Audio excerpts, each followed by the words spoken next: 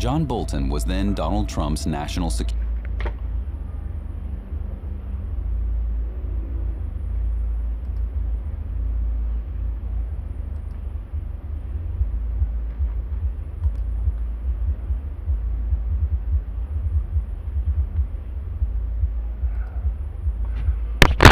Okay, kindly forgive me on that. I was talking for like a whole hour and I just found out that the screen got disconnected. I don't know what time, but it was disconnected for some reason. I apologize for that, and I didn't see anything. You should have said something in the chat, people. All right, let me go back to the main starting soon screen.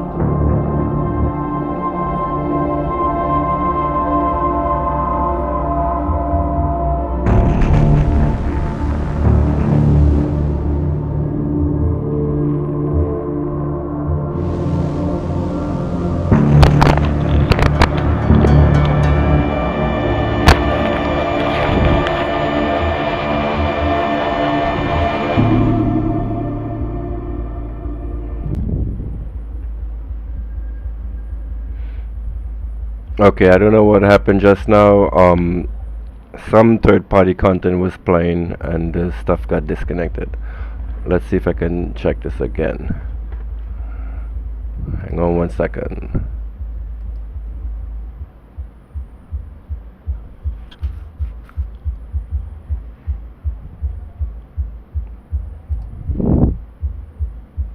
Okay. All right, so let's continue with the video we were playing. I don't know at what point it stopped. So basically this video is a history of Venezuela. Damn, what point did it stop? Let's go back. Maduro accused his rival of embezzling millions of petrodollars, ruining the oil industry to line his pockets on his way out.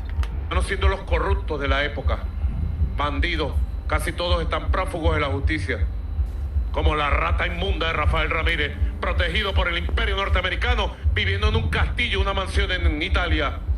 Rata inmunda, rata traidora, más temprano que tarde, la justicia venezolana te pondrá los ganchos, ladrón de 4 suelas. Entonces nos hace de lado, pero no solamente. I'm not the only one he pushed aside. He did it to all of Chavez's associates.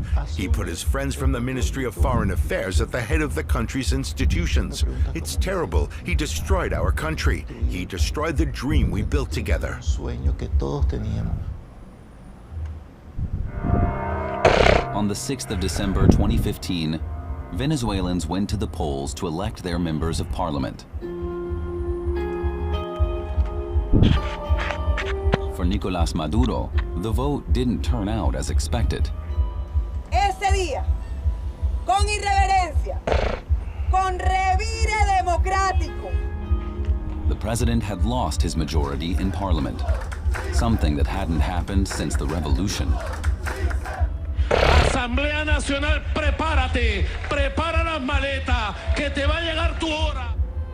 But Maduro didn't step down. Public rage exploded into rioting. Students took to the streets and a wave of repression descended. Oh my fucking God. Okay, YouTube just sent me a message and they gave me a strike for some reason. So apparently they don't like me talking about Venezuela. So what content did I play that YouTube didn't like? Alright, so how the fuck are we gonna do this?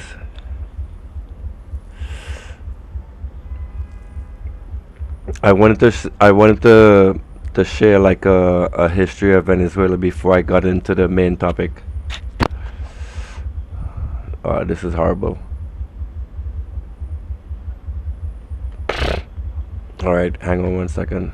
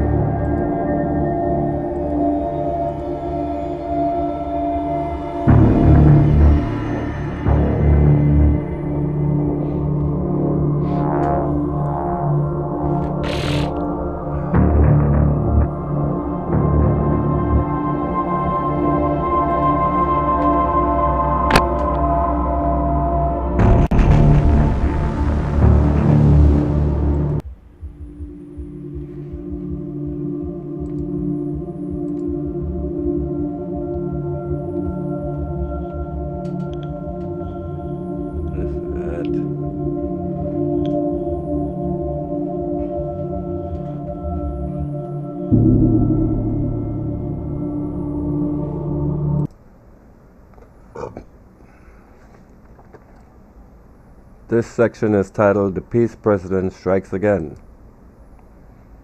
Donald Trump has touted himself as the anti-war president, but instead what he seems to have done since he become into the presidency is starting wars all over the place. Next is a short clip from Jimmy Dore that I would love you guys to hear. Of an explosion. Trump and Secretary of State Marco Rubio first announced the strike earlier Tuesday, shortly before Rubio left on a trip to Mexico and Ecuador for talks on drug cartels, security, tariffs, and more. In a brief exchange with reporters before departing Miami for Mexico City, Rubio deferred questions about the specifics of the strike to the Pentagon. He said the drugs on that vessel were likely headed to Trinidad or elsewhere in the Caribbean. So now we're patrolling Trinidad. We're doing international policing on behest of Trinidad? Here he is saying it. Here he is. The president is going to be on offense against drug cartels and drug trafficking in the United States. It destabilizes not just the country, but the entire Caribbean basin. These particular drugs were probably headed to Trinidad or some other country in the Caribbean, at which point they just contribute to the instability. So that's it. We're all too aware of the notorious and ongoing instability caused by drugs flooding into the nation of Trinidad. Of an explosion.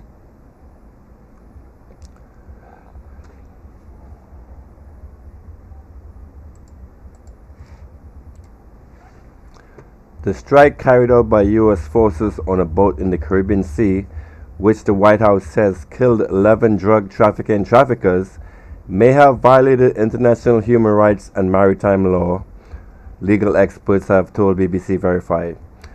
The U.S. is not a signatory to the United Nations Convention on the Law of the Sea, but the U.S. military, its legal advisors, have previously said that the U.S. should act in a manner consistent with its provisions. Under the conventions, countries agree not to interfere with vessels operating in international waters. There are limited exceptions to this, which allow a state to seize a ship, such as a hot pursuit with a vessel that is chased from a country's waters into high seas. Force can be used to stop a boat, but generally this should be non-lethal measures. But he added that the use of aggressive tactics must be reasonable and necessary in self-defense, where there is immediate threat of serious injury or loss to life to enforcement officials, noting that the U.S.'s moves were likely unlawful under the sea of law. Under Article 24 of the UN Charter, countries can resort to force when under attack and deploying their military in self-defense. Why am I losing my voice? Maybe I have to change my tone. Trump has previously accused the Trinidad cartel of conducting irregular warfare against the U.S., and the State Department has designated them a terrorist organization. I'm losing my voice. But Professor Michael Becker of Trinity College Dublin told BBC Verified that the United States' actions stretches the meaning of the term beyond its breaking point. The fact that you was officially described the individuals killed in the U.S. strike as narco-terrorists does not transform them into lawful military targets, he said. The U.S. is not engaged in an armed conflict with Venezuela, nor the Trinidad criminal organization. Not only does the strike appear to have violated the prohibition, excuse me.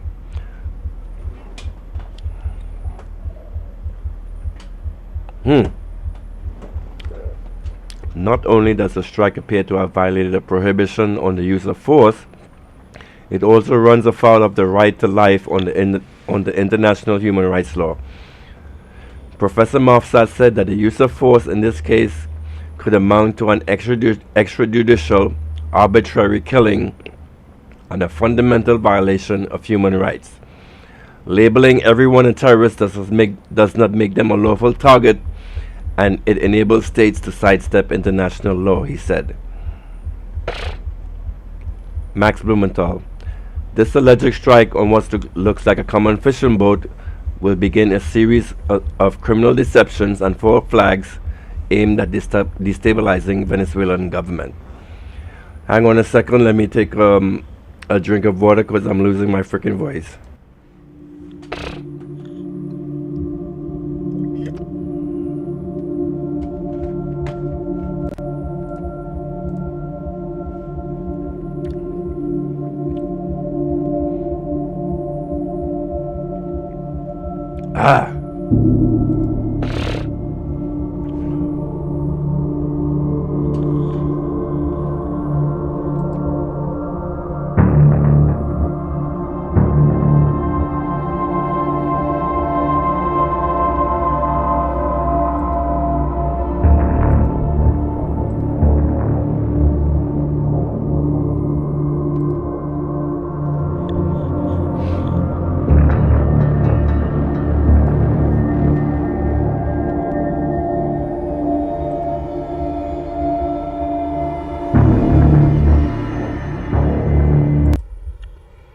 Okay, I'm back.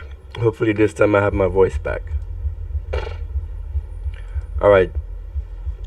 This section I want to speak about occupation in Trinidad. In 1941, in the 1940s, Trinidad was actually occupied by the United States military. And I want to talk about that forbidden past. So here we go. This is like a little speech that I wrote out for you guys for this monologue.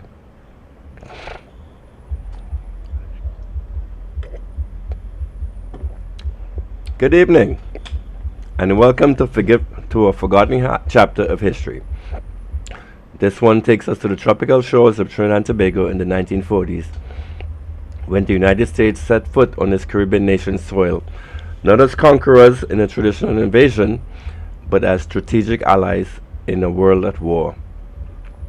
This is the story of Wallerfield, a massive U.S. airbase, and the shadow it cast over Trinidadian lives, complete with suspicion, surveillance, and the spectre of covert operations. Let's dive in. It's 1940. World War II is tearing the globe apart. Nazi submarines prowl the Caribbean, threatening British shipping routes critical to the Allied effort. Trinidad at the British colony at Trinidad, a British colony at the time, becomes the focal point. In September 1940, the US and Great Britain strike the destroyers for bases agreement. The US hands over 50 destroyers and in return gets long-term leases for military bases across Caribbean territories, including Trinidad. So let's play this video. In 1940, war raged across the globe, but far from Europe's front lines, the quiet island of Trinidad was about to change forever. As Nazi U-boats prowled the Atlantic, the United States struck a secret deal with Britain. In exchange for old warships, America would gain access to British bases, including one in Trinidad. Almost overnight, thousands of US troops arrived. The invasion had begun, without a shot fired. Within months, the island was buzzing with construction. Dense forests were cleared for airstrips, barracks, and radar stations. Fields turned into runways. Villages gave way to military zones. Over 10,000 American troops arrived, bringing trucks, bulldozers, and concrete, and changing everything. Locals watched in awe as a quiet colony became a frontline outpost in the war against Hitler's Atlantic threat. Trinidad became the Allies' silent guardian of the Caribbean. From its new airfields, American planes soared into the vast blue, hunting deadly German U-boats lurking beneath the waves. Convoys loaded with vital oil and supplies passed through these waters, shielded by radar eyes and anti-submarine patrols. Every mission was a tense battle against an invisible enemy, where a single mistake meant disaster. For locals, life changed overnight. New roads, airfields, and jobs arrived. But so did military checkpoints, curfews, and culture shock. Alright, hear that point? So did military checkpoints, curfews, and what? Culture shock. So this current government of Kamala Persad-Bissessar has voiced her approval of having troops on Trinidadian soil. So the point of me playing this video is I want to show you guys what is going to happen to Trinidad when these troops come in. So when they came in the last time, they formed like there was this rage and battle against communism. Hold on, let me check this is right. Oh, I'm not. Okay. So when the United States came into the United States in the 1940s, there was a battle against communism. So one of the things they did when they came into Trinidad is they formed like a surveillance network where they started to surveil all of the islands in the Caribbean for communism, because around this time Cuba was acting up. So so in addition to in addition to the military bases patrolling the waters for submarines, it was actually acting as a surveillance station for the United States intelligence department, where they were trying to root out communism. And what they ended up doing was they turned the citizens of Trinidad against each other, where they had one set of citizens spying on the next to see if they were doing bad stuff. So this is the stuff that we are inviting onto our island when we say we want occupation, because we're going to have a bunch of Americans, a bunch of gringos. They're going to come in here acting a fool, acting for IDs, and basically oppressing the citizens. And I believe it deep down in my heart that this state of emergency is actually part of this plan to destabilize Venezuela. But let's continue with this video. US dollars flowed into the island, and with them came Coca-Cola, swing music, and Southern accents. Some Trinidadians found work with the Americans. Others bristled at their presence. The island was no longer just a colony. It was a crossroads of empire and a quiet front line. As the months passed, tension simmered. Americans occasionally followed the soldiers overseas. Black US troops were treated as second class. even in a land where most people looked like them. Local resentment grew as bars banned Trinidadians to serve only white Americans. Fights broke out. Communities were divided. Behind the uniformed smiles and swing music, a different kind of war was brewing, one of dignity, race, and respect. In 1942, the war turned deadly. German U-boats reached Caribbean waters, sinking tankers within sight of Trinidad's coast. Explosions lit the night skies as oil fires raged offshore. The American bases kicked into high alert. Searchlights scanned the waves, depth charges echoed in the deep, and coastal guns stood ready. For the first time, Trinidadians realized this was no distant war. The enemy was here. Despite the danger, life in Trinidad adjusted to wartime rhythm. Schools held drills. Radios crackled with news from Europe. Blackout curtains went up at dusk. Calypso singers wove the war into their lyrics, blending local humor with global headlines. Bazaars sold rations alongside war bonds. For many, it was surreal. Caribbean sunshine, German torpedoes, and American uniforms, all part of daily life now. The war brought new opportunities. Thousands of Trinidadians took jobs in transport, construction, and clerical work. Some even trained alongside Americans in support roles. But the gap remained, between those who served and those who saluted, between locals and occupiers. As the war dragged on, many began asking, after all this sacrifice, what would change? Would the Americans leave? And what would Trinidad be when they did? By 1945, victory was near. The bases in Trinidad had served their purpose. Patrols were fewer, uniforms faded, and ships sailed home. But the island had changed. Roads, airfields, and a new political awareness remained. For many Trinidadians, the war had opened their eyes.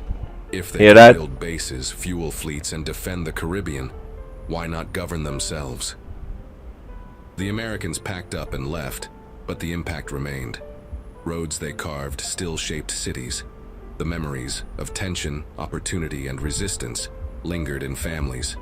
Trinidad had stared down submarines, housed superpowers, and been drawn into the heart of a global war. But out of occupation came awakening. A quiet fire had been lit, and it would burn all the way to independence.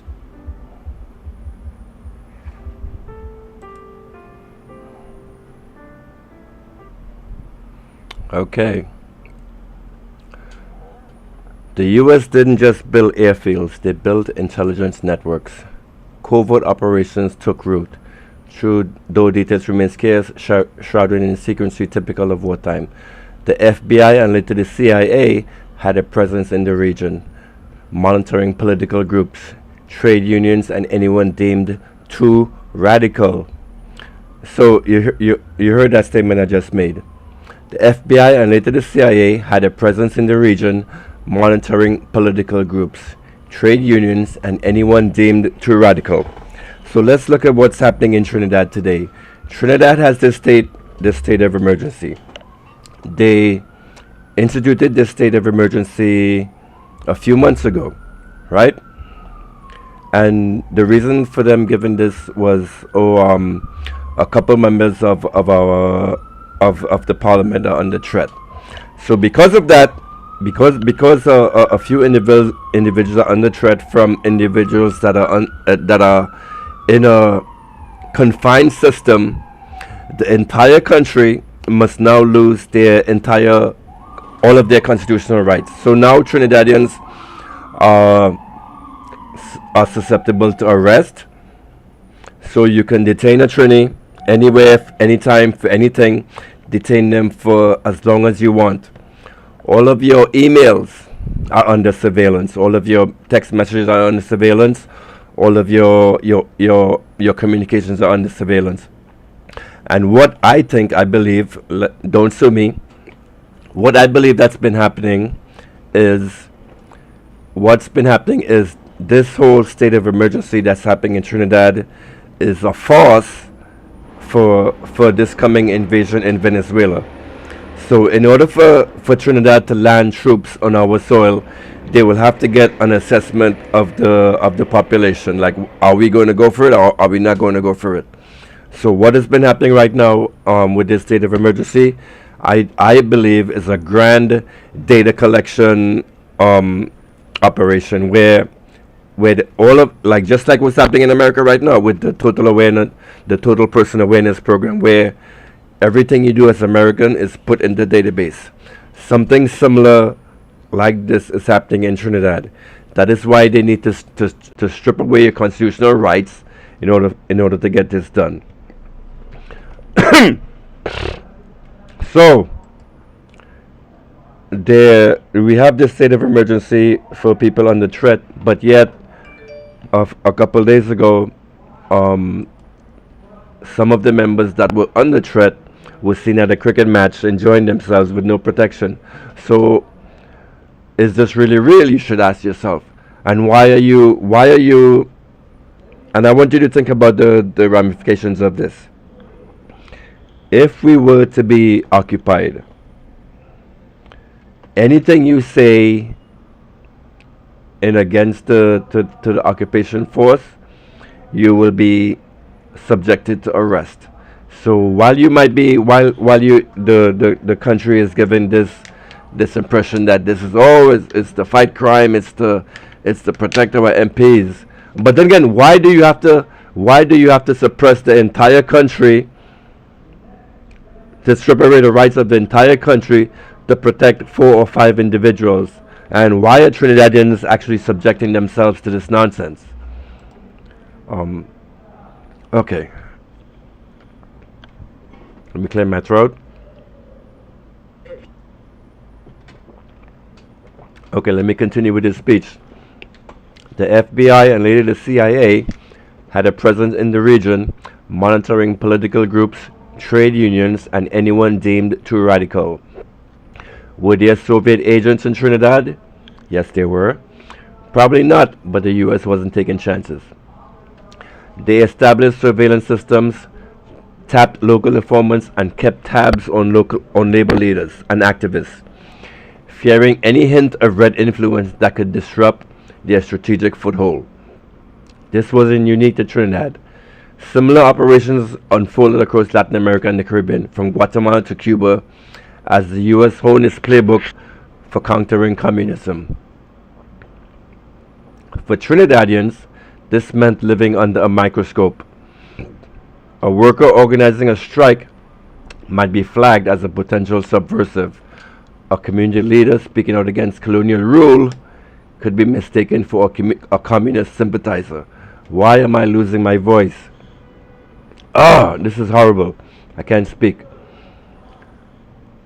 So US troops, many young and far from home, were trained to see threats everywhere.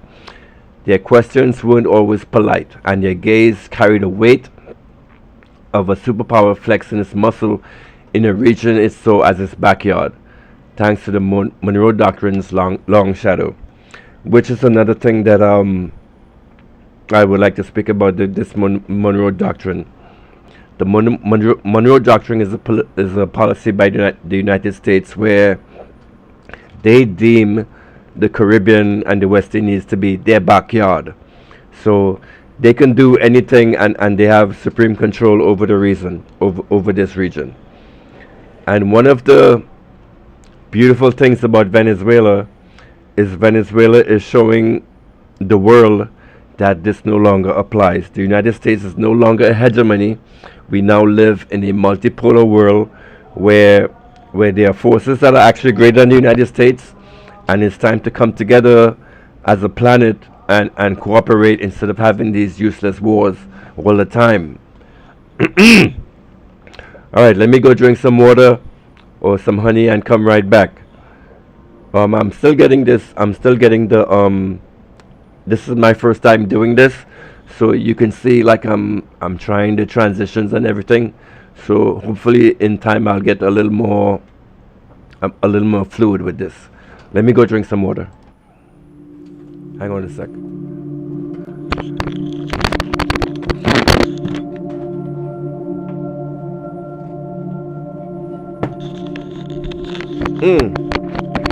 Okay, I have an idea. You know what? While I'm doing the breaks, I should have like some music playing in the background.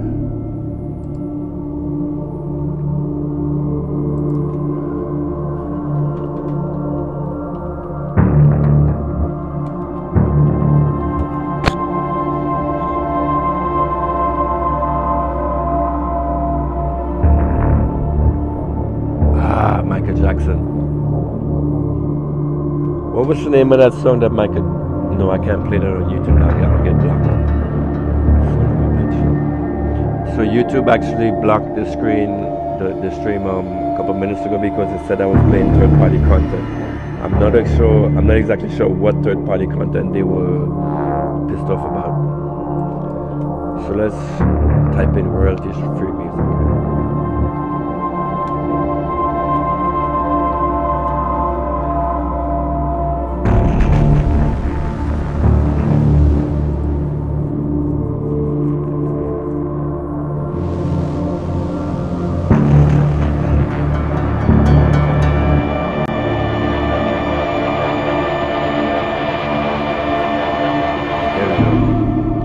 Alright, let me go drink some more and I'll be right back, guys.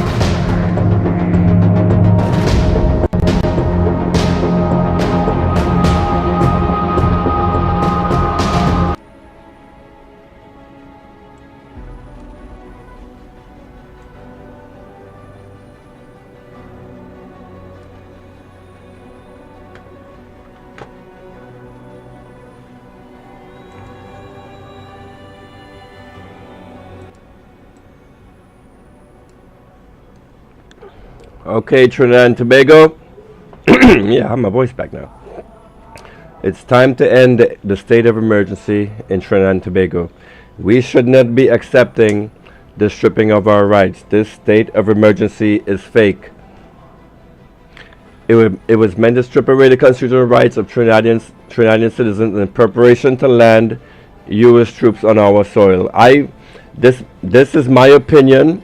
I'm not saying this is fact, but it's, for me, analyzing everything that's been happening for the few months and what's happening right now and what could potentially happen in the future, it seems that this state of emergency, which everyone knows is a bullshit reason, it was put into place to facilitate evil. So now the government can access your messages, your email, your WhatsApp, your social media profile, all at free will without a court order. So what they're doing with this is they're, I think, building up a dissident database where citizens that are for the invasion, and you're actually seeing this stupid shit happening right now in Trinidad, where you have these daughters, people let's let the United States combat whatever, talking about this whole landing troops on our soil, and they actually parroting everything that this leader of the opposition says. And what is stunning to me, over the past weekend, Gary Griffith did an interview, and this is kind of loud.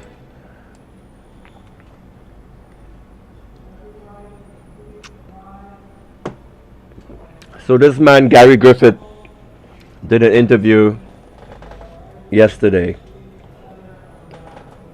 and hearing this was stunning to me. Where is it?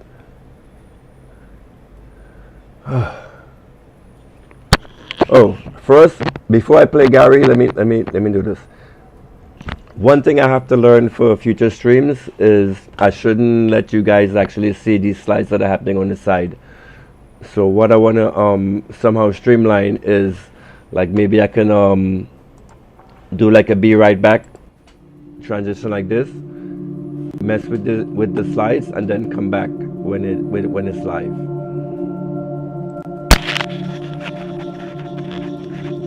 Where is this shit?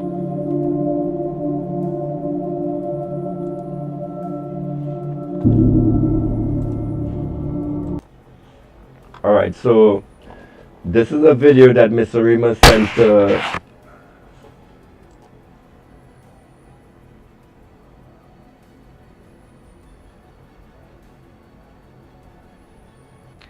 if you were paying attention to the last video, you would have seen this guy in actually plain clothes. This piece of shit right here, he was in plain clothes. This guy right now,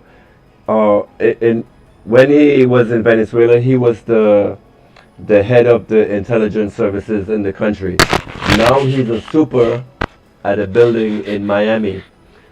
So he betrayed the revolution. He tried to overthrow President Maduro. Now he's here in a video. So Miss Arima sent me this video, and for somehow she thought this was proof of Maduro being an evil person. So let me play this for you guys. And one thing Trinis need to learn is CNN, MSNBC, NBC, these are not sources of actual news. These are sources of propaganda. So anything these places try to tell you, you take with a grain of salt. You try to in your head you think, what is the agenda these people are trying to push today? So Miss Arima sent me this video. First of all, this video was made like 5 years ago, and it's this General Figueroa. He's the ex-head of Venezuelan intelligence, and he mentions nothing about drug trafficking.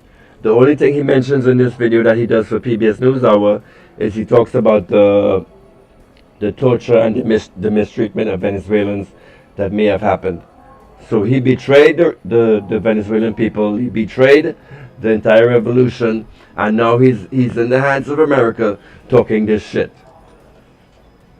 Economically, Venezuela has collapsed with severe shortages of electricity, food, gas, and medicine. Politically, the country's fate is unclear, with President Nicolas Maduro facing off against the U.S.-backed National Assembly President Juan Guaido. Maduro has clung to power largely through the loyalty of key military and intelligence figures. But in April, some of those allies flipped, leading to a failed attempt to oust him. One of them is now in the U.S., and he spoke with our own Nick Schifrin. For decades, General Manuel Ricardo Christopher Figueroa was the loyal soldier to the Venezuelan regime.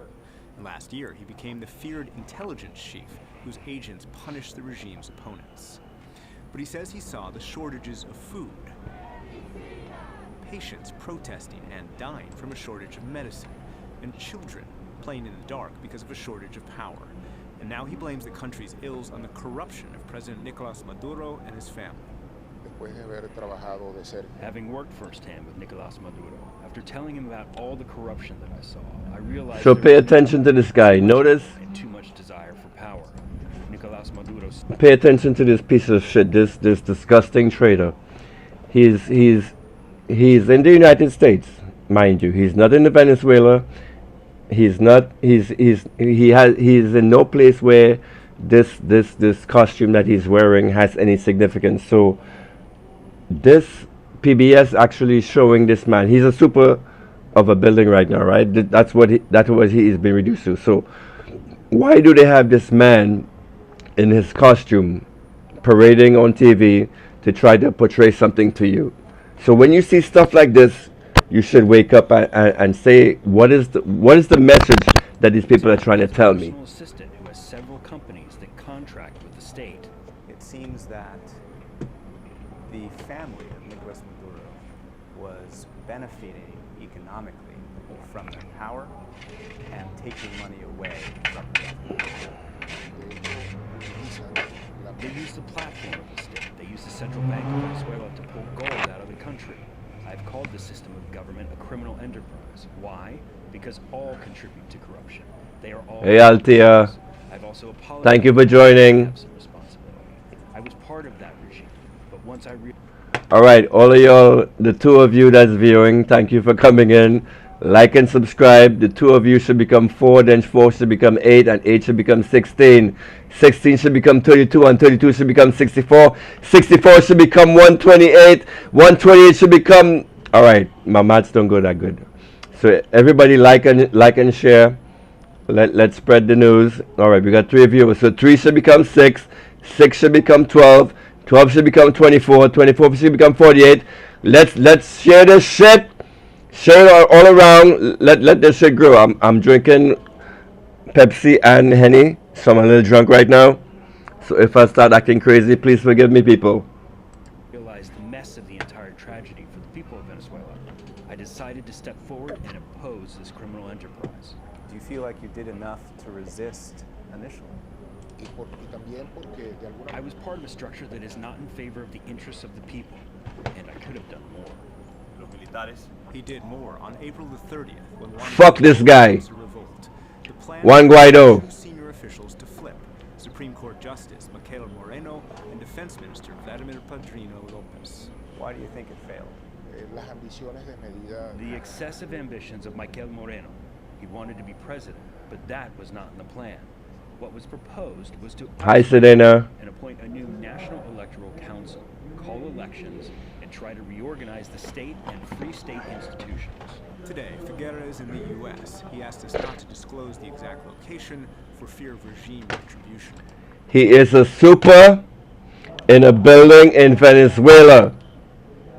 All right, so go get this piece of shit, the traitor to Venezuela. So here he is in his fucking costume getup, trying to portray, trying to do a psyop on the people that what the information that he's telling you is true, when in fact it's nothing but lies. Thank you for joining me, Sedena. I love you. I hope you learned something tonight. So there's really no point in me playing this video, because everything this guy is talking about is just pure shit. So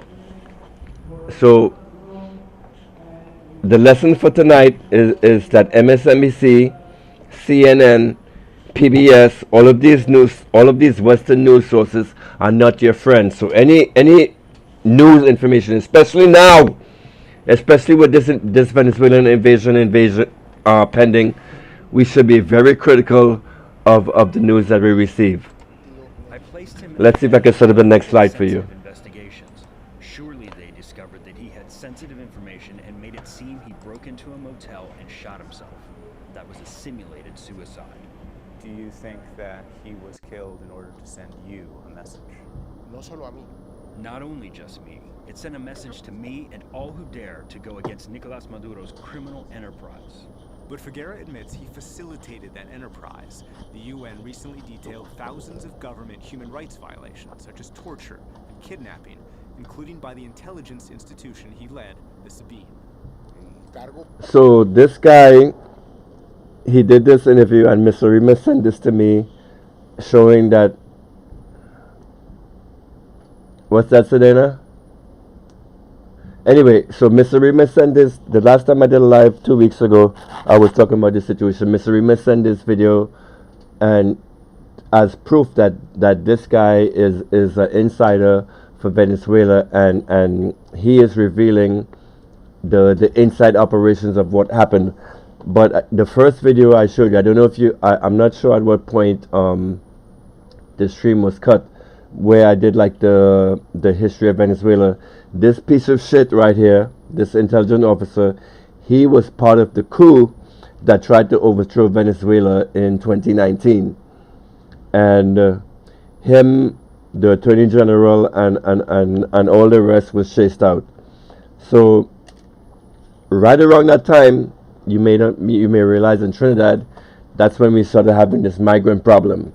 So what Venezuela was doing was expelling the pieces of shits that they have in their country that was against the revolution and was pro the United States. I miss this Prime Minister, and there's this here is this video I want you to play and listen to this. I miss having a responsible leader like this, because now that Trinidad is like high up in CARICOM, what we say can actually disrupt the entire operations of the entire region. So I want you to listen to this video that Mr. Rowley did about a week ago, and I apologize for bringing this to you this late. Tell the world that we have entered into an arrangement. To tell Venezuela that we have entered into an arrangement. To tell Guyana and to tell CARICOM that this picture is representative of an action that we've taken with the head of Southcom, Admiral Halsey, and it's about us creating an environment where the United States can place troops in Trinidad and Tobago to respond to instability in Venezuela. Whoever did this is not acting in the interest of the people of Trinidad and Tobago. Correct. And let me tell you why. I am so disturbed about this. This is not Trinidad first. You would recall, not too long ago, there was a situation where the United States government led arguments, OAS and the European Union, about regime change in Venezuela. And it got very heated, and it got to the point. Pay attention to this. Pay attention to what he's saying. Expecting physical action. The European Union had given Maduro 8 days to leave office. The Canadians had said to us in CARICOM, time for talk over. And our question was, time for what now? And of course, the United States had its view on Venezuela.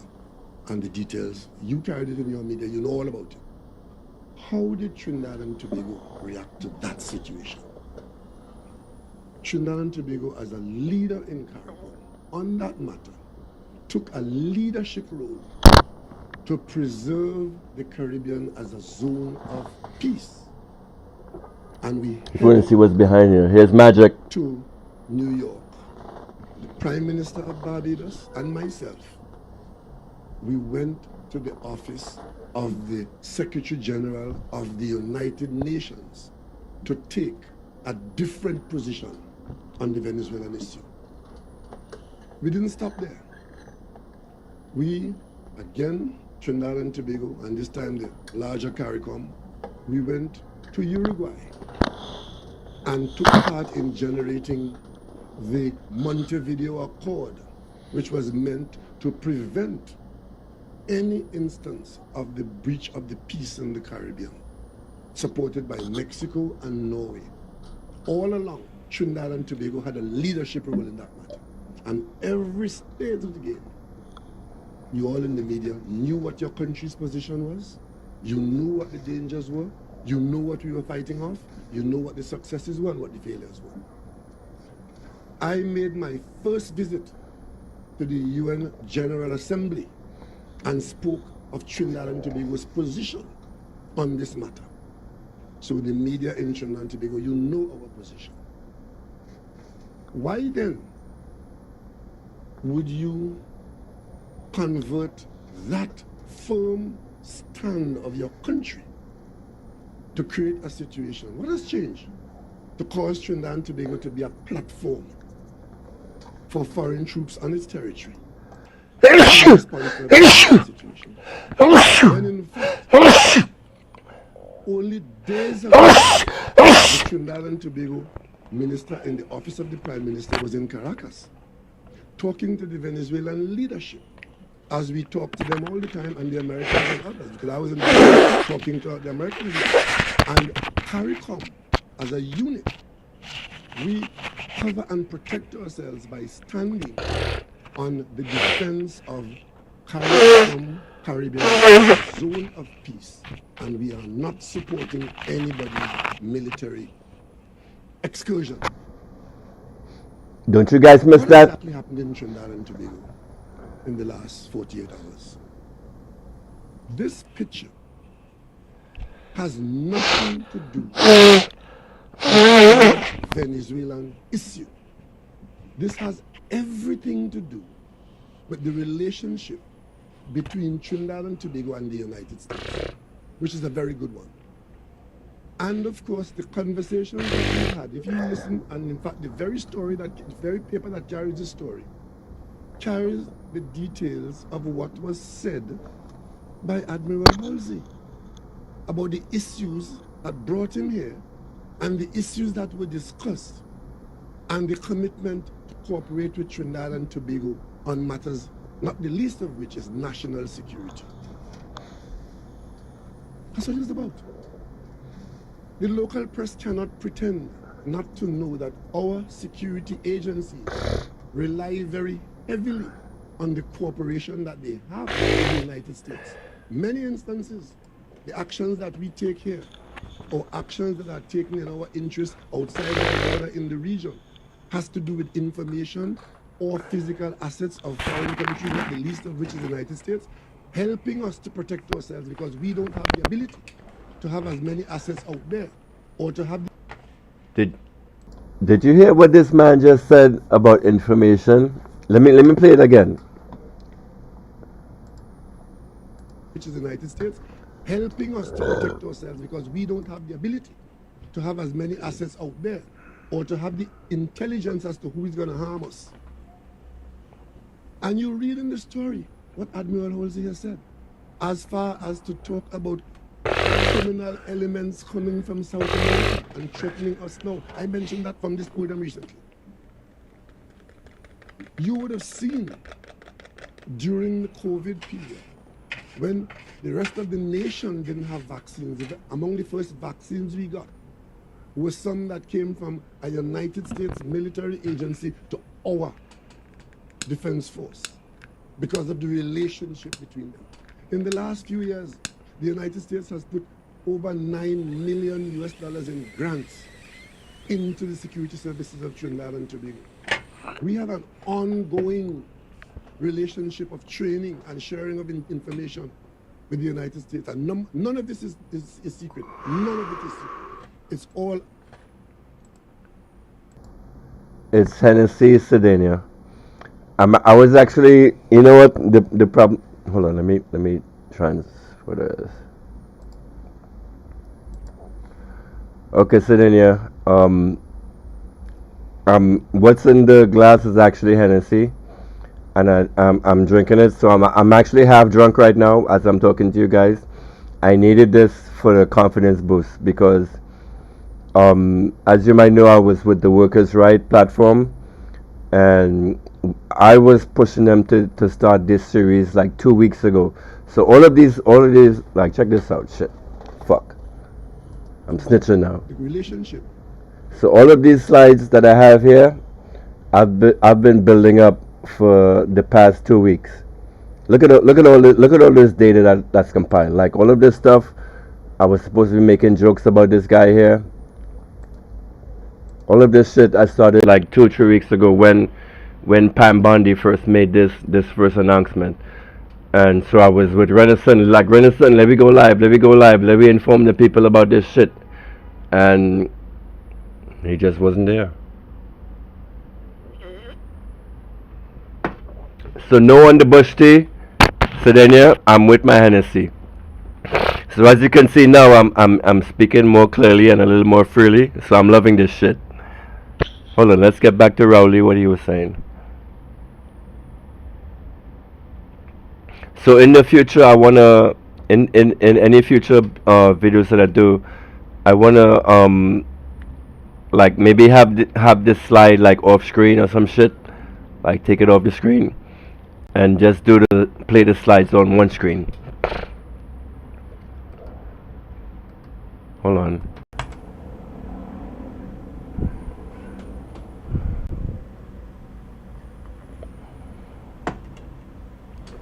All right, let's get back to Rowley first.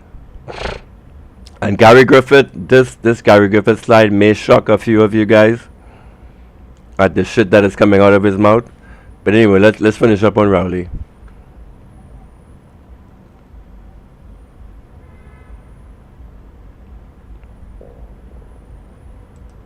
Tell the world matters, not the least of which is national security. That's what it's about. The local press cannot pretend not to know that our security agencies rely very heavily on the cooperation that they have with the United States. Many instances, the actions that we take here, or actions that are taken in our interest outside our border in the region, has to do with information or physical assets of foreign countries, not the least of which is the United States, helping us to protect ourselves because we don't have the ability to have as many assets out there or to have the intelligence as to who is going to harm us. And you read in the story what Admiral Halsey has said, as far as to talk about criminal elements coming from South America and threatening us now. I mentioned that from this podium recently.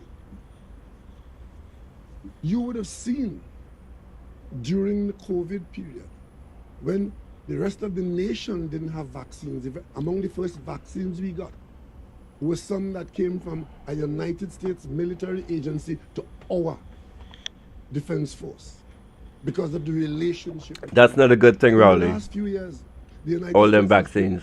over $9 million in grants into the security services of Trinidad and Tobago. We have an ongoing relationship of training and sharing of information with the United States. And none of this is secret. None of it is secret. It's all about the relationship between two friendly countries, one with a lot of resources and one that needs help. So where did you get it from? That we are in a position to make Trinidad and Tobago available to the United States for troops against Venezuela. It's a serious matter. If a country is making its territory available for another country to stage military action against it, that is a serious matter. And if I don't come here today and as Prime Minister denounce this irresponsibility, if you were in Venezuela, what would you think? What would you think? And if you are in Venezuela where Trinidad and Tobago are negotiating with you on all kinds of important matters, but making its territory available for American incursions in the event that it is determined that Venezuela has instability, what would you think? I know that there are people in this country, surprisingly to some of you, who would like our initiatives to bear no fruit and to come to naught, but this is going too far. Okay. So don't you guys miss leadership like that? Don't you miss having this man as a leader? Alright, let me set up the next slide and I'll be right back.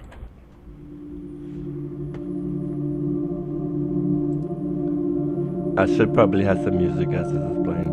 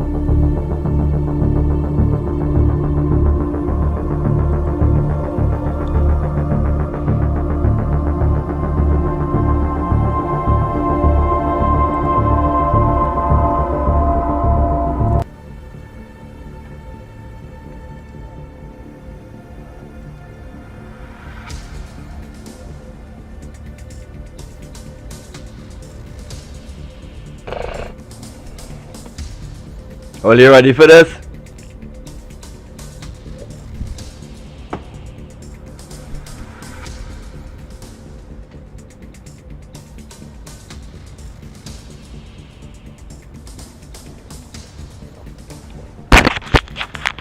Let's talk about Lisa Morris Julian.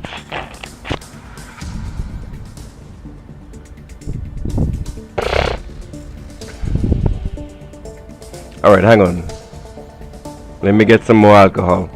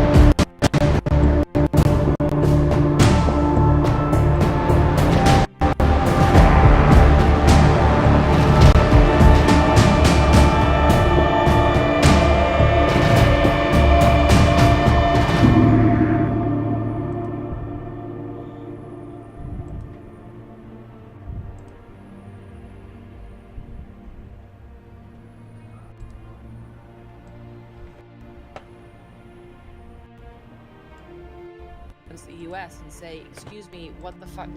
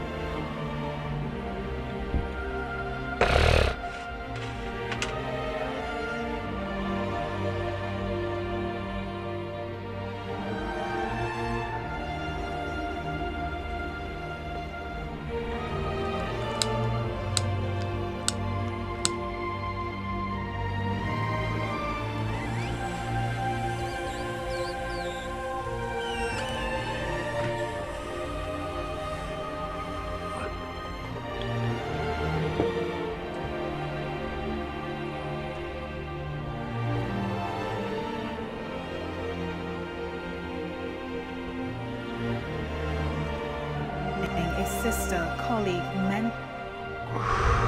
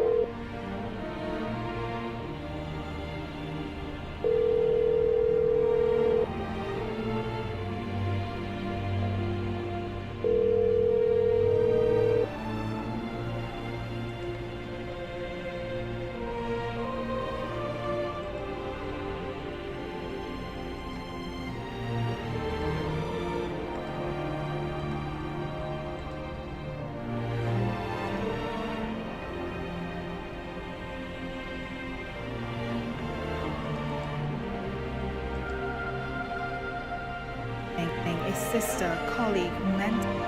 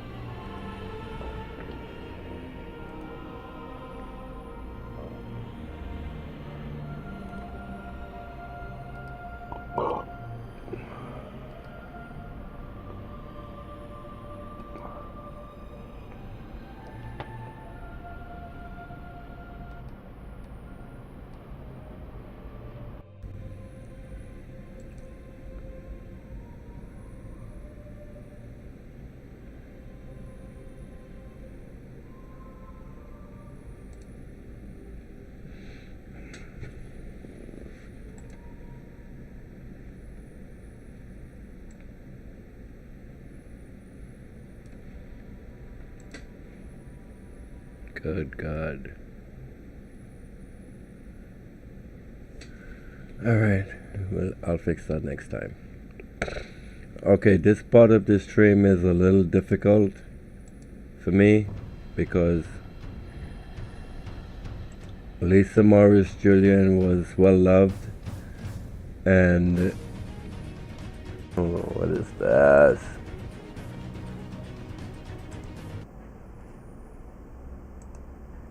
Okay, she was well loved, and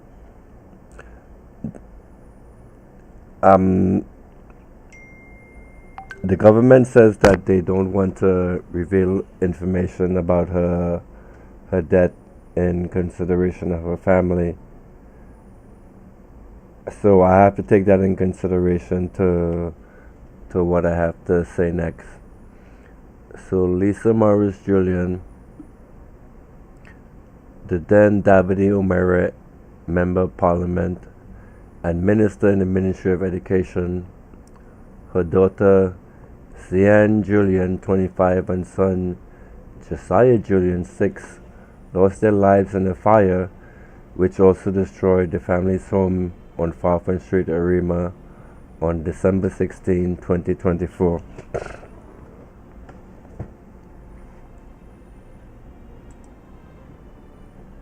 To this date, we haven't heard any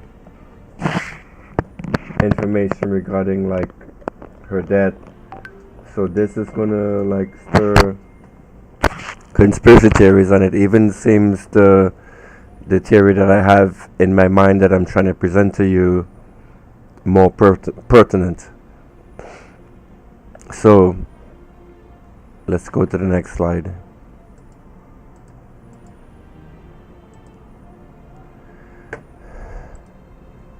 A sister, colleague, mentor, mother, wife, and friend, Arima has lost a daughter. Minister in the Ministry of Education and Member of Parliament for Dabadi Omera, Lisa Morris Julian, and 2 of her children tragically passed away as fire engulfed their Farfan Street Arima home. Our journalist Diana Carter has more. The smell of smoke mixed with sounds of grief filled the air inside the fire-ravaged home of Member of Parliament for Dabadi Omera and Minister in the Ministry of Education, Lisa Morris Julian, and her family. TTT News understands that 8 people were in the Farfan Street Arima home when, in the early hours of Monday morning, neighbors said they saw smoke and fire to the back of the building, which quickly spread throughout the rest of the home.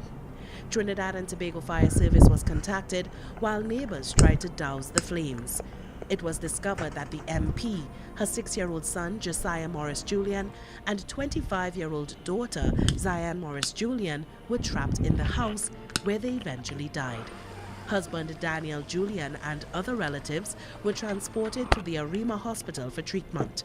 Mr. Julian was eventually transferred to the Eric Williams Medical Sciences Complex. Prime Minister Dr. Keith Rowley joined Member of Parliament for Arima, Penelope Beckles Robinson, Member of Parliament for Aruka Maloney, Camille Robinson Regis, and Arima Mayor Baliram Maharaj at the scene. Other ministers, members of Parliament, Albedo, mind your business! Also visited the scene.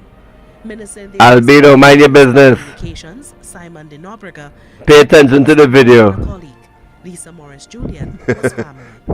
I think that the turnout of cabinet, MPs, residents of Arima and environs speaks volumes as to the person that Lisa was, the impact that she had. And for a moment, just to speak personally, I am broken today. I have lost not just a colleague, I have lost a sister today. I think we all were just here to lend support to the people who were important to her, lend support to each other, and of course, whatever we can do, we just want to be around. Minister de Nobrega agreed with the description that Ms. Morris Julian epitomized what being in service to the public was. Lisa was one of the loveliest human beings I have ever met. We served at local government level together, she as a mayor, me as a chairman. And from our time in local government, she was an inspiration, and it is funny to call her a mentor because, you know, she's about my age, but she was a mentor.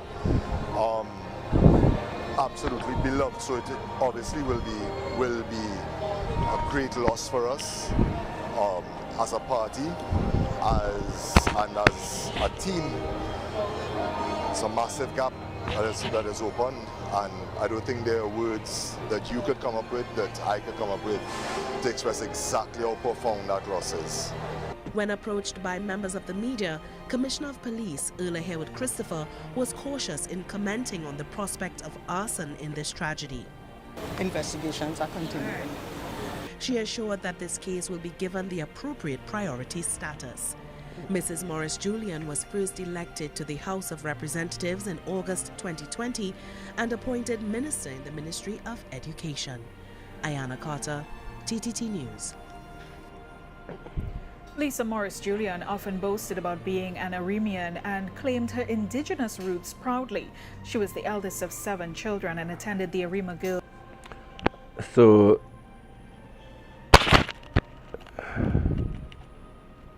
can you hear me?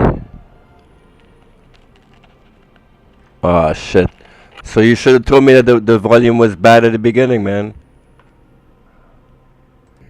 Alright, can you hear me now?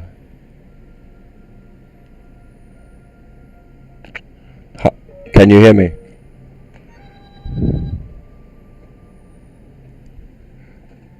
Shit. All right, hang on. RC School, St. Joseph's Convent St. Joseph, and St. Augustine Secondary School. She then furthered her studies at the University of the West Indies, St. Augustine. I can, if the audio is bad, just tell me that it's bad. English literature. I don't know what this sounds like. I thought it was good, man. What is the song like? Anyway, let's finish up this video, because I wanna measure what I'm about to say with this, because this, I think this, let me make a disclaimer that what I'm about to say next is just my thoughts, is just my analyzing everything that's happened with the country since December. I think it's all connected. So let's finish up this video. And language, communication and theatre arts at the Barataria South Secondary and Arima Central Secondary Schools. She also worked as a Caribbean Examinations Council examiner and an award-winning amateur playwright. She entered politics under the People's National Movement in 2013 as councillor for Arima Central. She rose in the ranks, becoming deputy mayor, then mayor of Arima. In 2020, Mrs. Morris Julian was elected as member of parliament for Dabadi O'Meara and appointed as minister in the Ministry of Education. Lisa Morris Julian passed away on December 16, 2024. The People's National Movement has lost one of its finest representatives. The words of Prime Minister Dr. Keith Rao.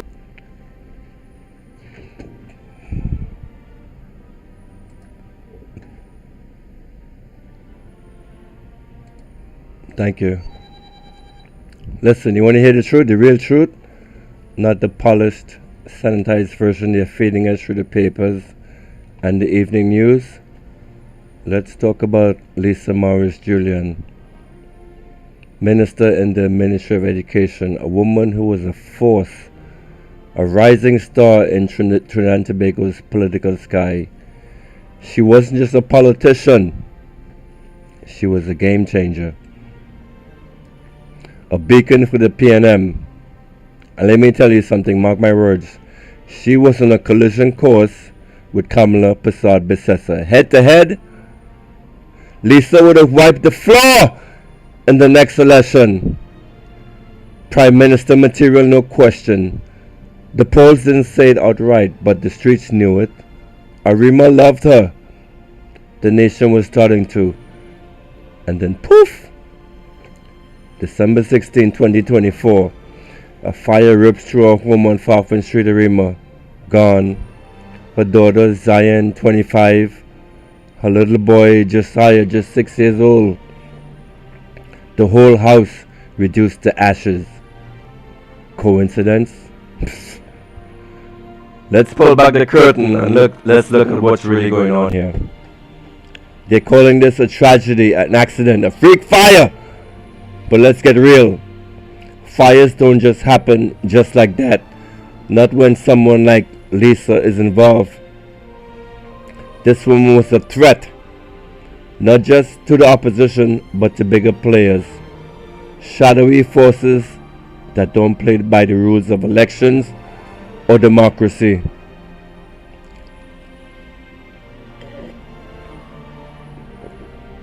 She would have ran unopposed in the 2025 general election. Already looked on as the PNM candidate for the next Prime Minister of Trinidad and Tobago. Her record, spotless. Her screaming for the candidacy took, 1.5 minutes? That's how clean she was. How undeniable her rise. She wasn't just a politician. She was a former mayor, a teacher, a mother who lived and breathed for her community. She had plans, big ones, for Arima, for education, and for the PNM's Women's League. And you think that kind of power, that kind of influence, doesn't attract enemies? Enemies with means, enemies with motive, enemies with the ability to make things disappear. Now let's talk about that fire on December 16, 2024. Early morning, 5:30 a.m., they say. The official story? The Arima fire station was tied up at some warehouse in Manuel, Congo. Convenient, right? 10 minutes after the call, the report of Lisa house fire comes in. Fire trucks delayed. Water shortage. Equipment issues. Same old song and dance we've heard about the Trinidad and Tobago Fire Service for years. The Fire Services Association has been screaming about underfunding, outdated trucks, and no protective gear. Kian Guy, the president, said it plain. If Arima had one more fire truck, one more station, Lisa and her kids would still be alive. But here's the kicker. Why was the response so fucked up? Why was the nearest station stretched so thin? You don't find that a little too perfect? A fire that engulfs the house so fast, it traps a mother clutching her 6-year-old son, with her 25-year-old daughter in another room, unable to escape. That's not just bad luck. That's precision. And then there's the report. Have you heard of the report? No. Because for some reason, Marvin Gonzalez, when it came out in what was it, March, he told the public that this report would be released before the election. Nothing happened. And in June, where was it? Hold on. I think I have this slide.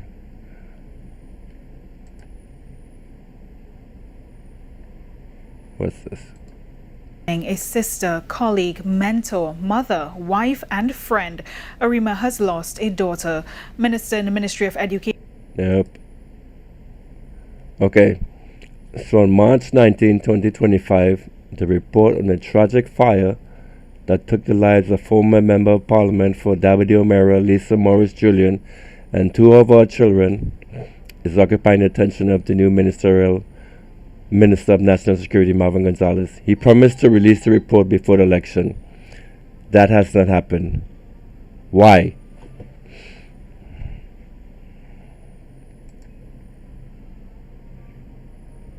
So then fast forward to July.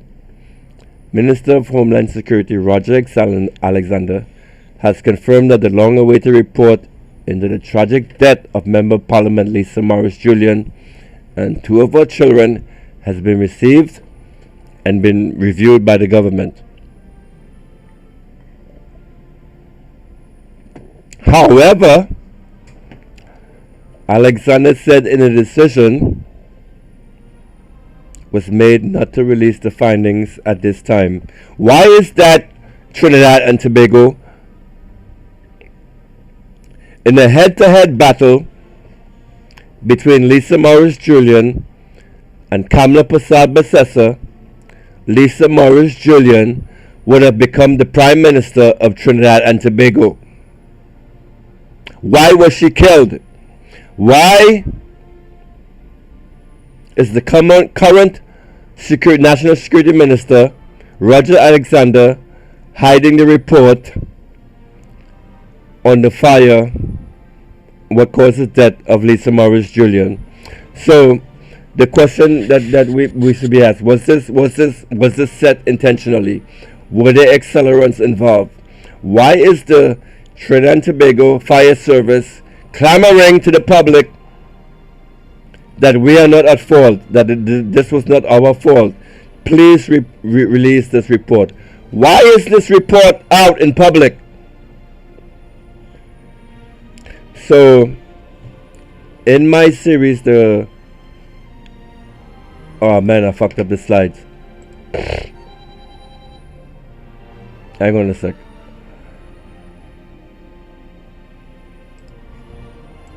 Oh, no, I was right. So,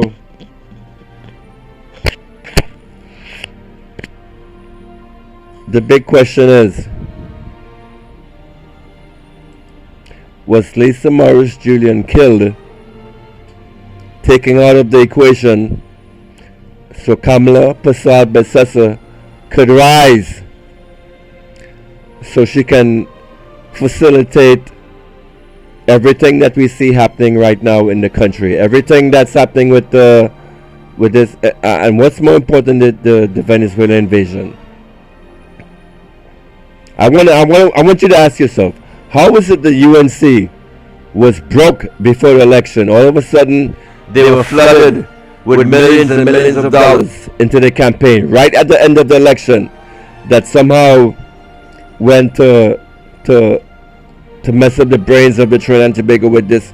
When UNC win, everybody win. So who flooded this money into this campaign? And this gets into my conspiracy theory series. Don't sue me, because all of this is just in my head. I have no proof. This is just me putting pieces together, putting pieces of the puzzle together. And this started months ago, right? So if people, like, let's say there's this black hand that's controlling all this shit, all of this happened months ago. So what's happening right now is we see it's the United States, the Trinidad and Tobago government is colluding with the USA in an effort to overthrow the government of Nicolas Maduro. Don't sue me. I'm a little drunk right now because what's in this glass right here is Hennessy. This is my confidence, so I'm actually drinking this so I can talk shit. So if you sue me in the future, I'm drunk and I'm just babbling, okay? So why hasn't the report on Lisa Morris Julian been released to the public?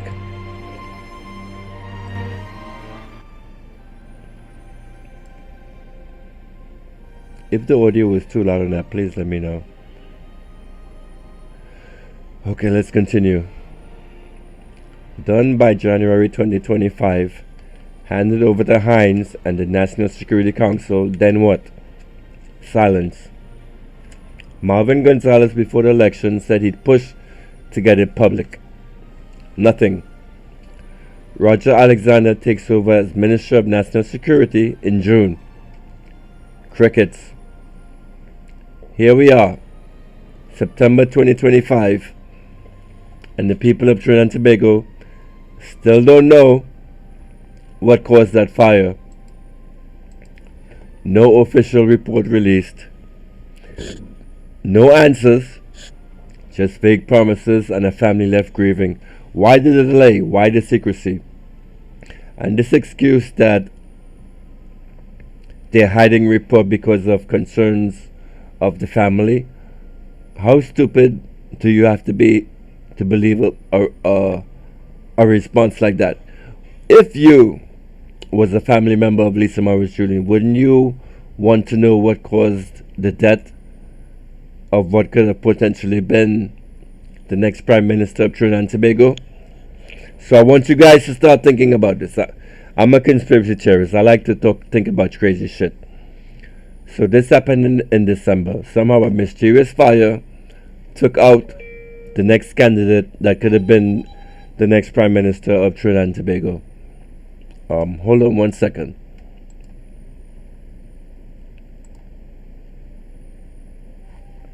Hang on a sec.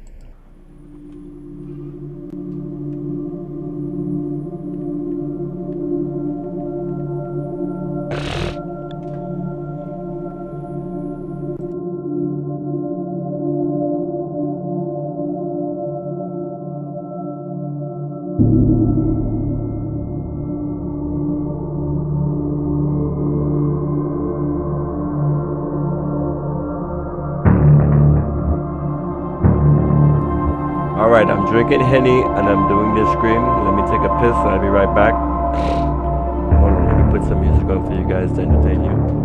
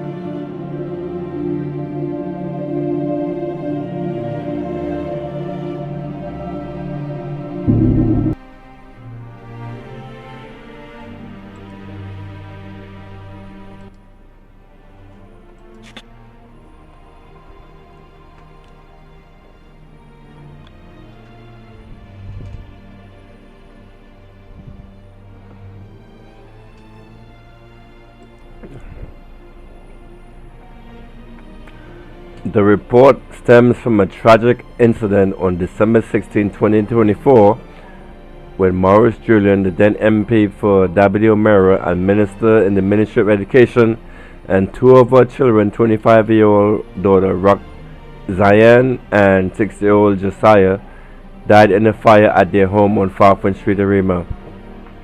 Lisa Morris Julian's husband, Daniel Julian, was injured in the fire. How come we haven't heard anything from Danielle? In response to widespread public concern, then Minister of National Security Fitzgerald Hines announced on December 20th that a 3-member fact-finding committee had been appointed at the National Security Committee, chaired by then Prime Minister Keith Rowley. The committee was mandated to investigate the circumstances surrounding the fatal fire, including what led to the blaze, the contributing factors to the fatalities, the availability of water in the area, and the emergency response by the Tunapuna and Arima fire stations. I'm losing my voice again.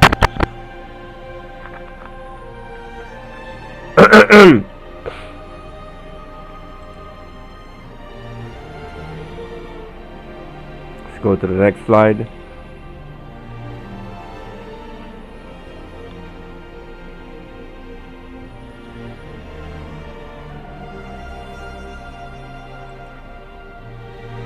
Oh, no.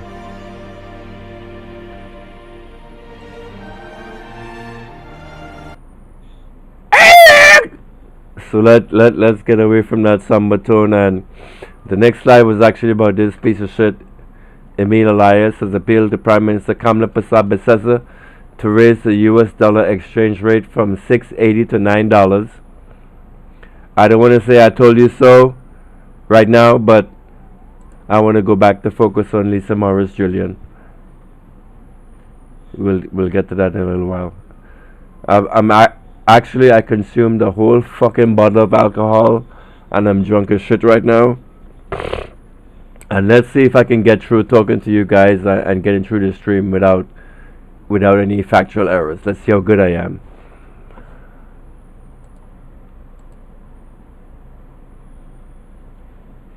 One sec. Gotta change slides.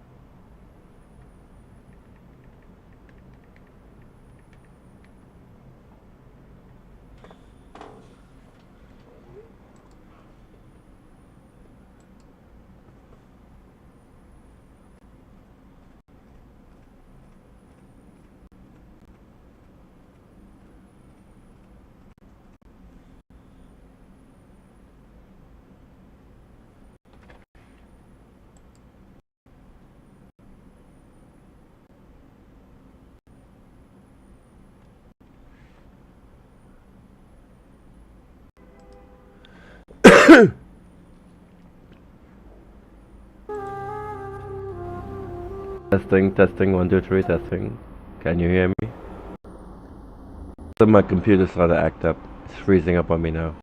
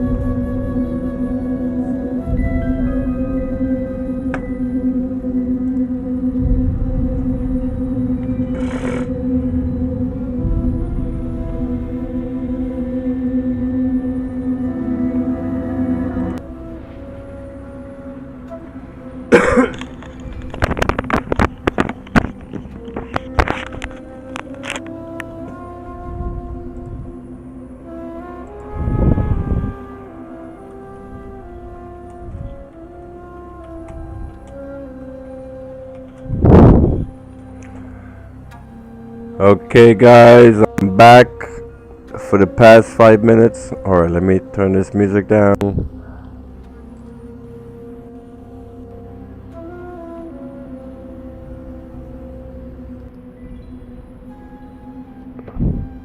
Damn, where the hell is that music coming from?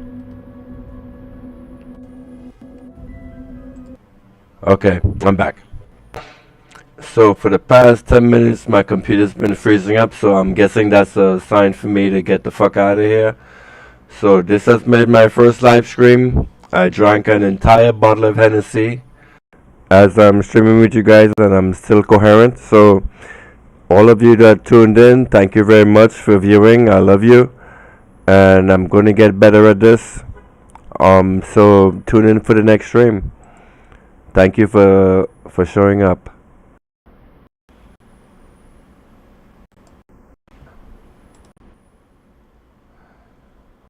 Like and subscribe, bitches.